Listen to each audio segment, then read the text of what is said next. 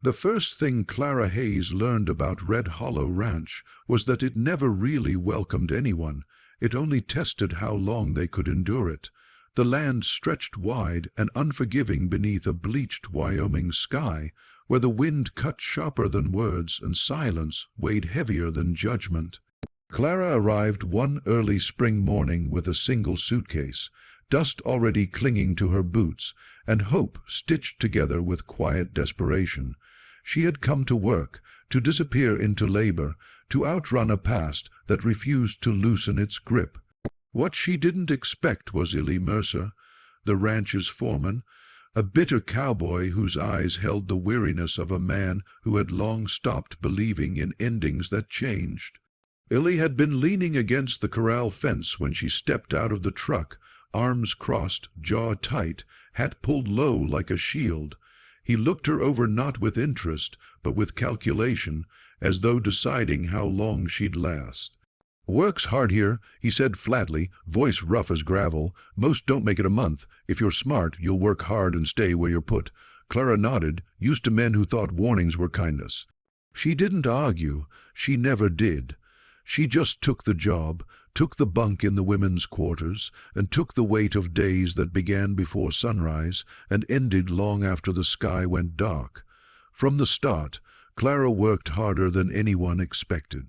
She rose before the bell, scrubbed stalls until her hands cracked, mended fences under the blistering sun, and learned the rhythms of cattle and land with a quiet determination that unsettled the others. The ranch hands whispered about her, how she never complained, how she never spoke of home, how she flinched at sudden voices. Illy noticed, too, though he pretended not to.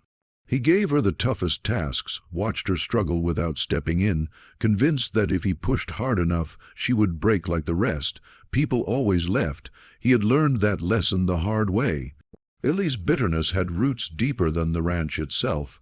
Years ago, Red Hollow had been his family's legacy, until drought, debt, and betrayal stripped it down to survival. His wife had left when the land demanded more than love could give, taking their son with her and leaving behind a silence that never healed. Since then, Illy believed in one rule only: stay, endure, don't hope. Hope made you careless. Hope made you leave, or worse, made others leave you. Clara, with her quiet strength and distant eyes, threatened that fragile order without even trying. Weeks turned into months, and Clara stayed. She learned to ride like she'd been born in the saddle, took bruises without complaint, and earned the grudging respect of the crew. Yet no one truly knew her.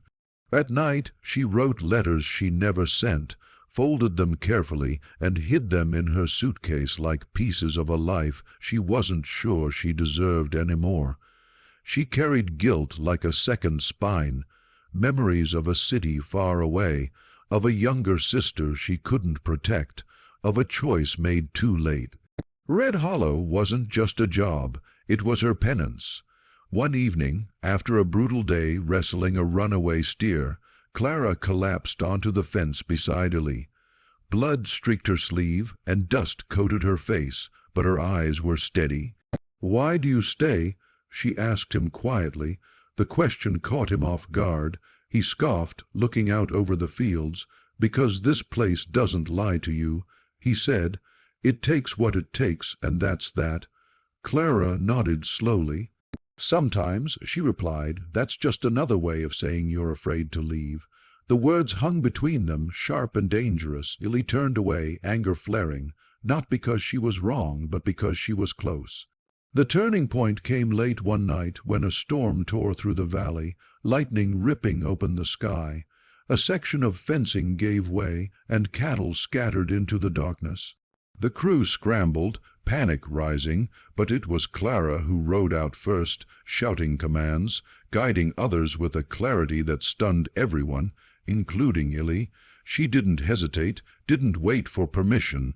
She led. By dawn, the cattle were secured, the damage contained. Clara stood soaked and shaking, but triumphant. The ranch had survived because she refused to stay where she was put. The next morning, Illy called her into the office. His expression was unreadable. "You overstepped last night," he said. Clara met his gaze, bracing herself. "But you also saved us." he continued. After a long pause, he added, "You've earned your place here." Clara swallowed. "I didn't come here to earn a place," she said softly. "I came here because I was running." Illy frowned. "Running from what?" She hesitated, then answered honestly, "From myself." That was the first time she told anyone the truth.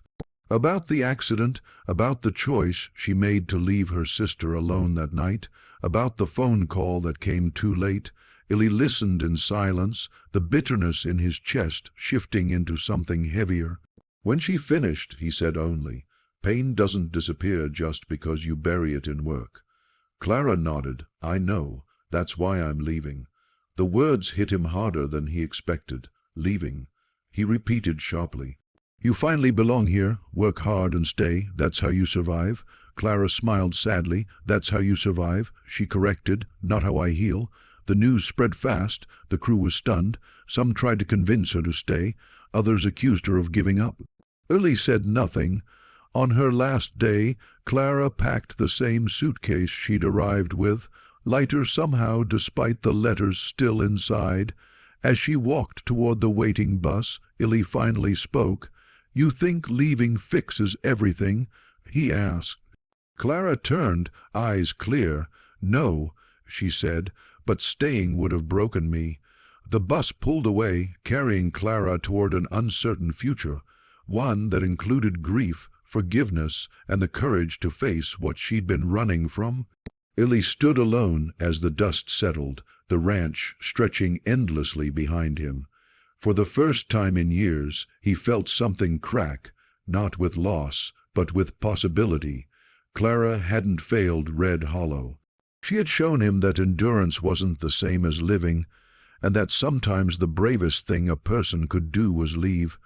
That evening, Illy removed his hat and looked out over the land he had clung to for so long. The ranch would survive, it always did. But maybe, just maybe, he didn't have to stay the same.